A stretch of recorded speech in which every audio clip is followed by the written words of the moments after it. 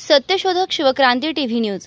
ज्याची कोणी दखल घेत नाही अशा अन्याय, अत्याचार, भ्रष्टाचार, बेकायदेशीर काम होत असेल तर त्याची बातमी, आपल्याकडील विशिष्ट बातम्या, लेख, काही गुणीजन गुणवंत यांची यशोगाथा, समाज उपयोगी मार्गदर्शन, लेख, नोकरी विषयक बातम्या, वाढदिवस, रौप्य महोत्सव, सुवर्ण महोत्सव, अमृत महोत्सव, उद्योगधंद्यांचं उद्घाटन, यशस्वी उद्योगाची माहिती तसेच जाहिराती न घाबरता न लाजता आपले लिखाण पाठवा।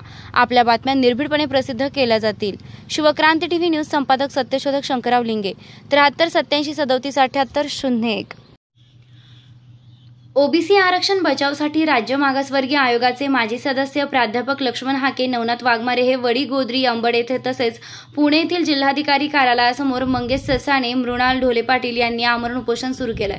या उपोषणाला माळी महासंघ यांचा पाठिंबा व्यक्त करत शंकरराव वाघमारे यांच्या नेतृत्वात ओबीसी आरक्षणास धक्का लागू नये याची काळजी सरकारनं घ्यावी अशी मागणी निवेदनाद्वारे राज्याचे मुख्यमंत्री एकनाथ शिंदेजी साहेब यांना करण्यात आली आहे। वरील मागणीचं निवेदन नायब तहसीलदार सुधाकर धाईंजे यांना आज देण्यात आलं।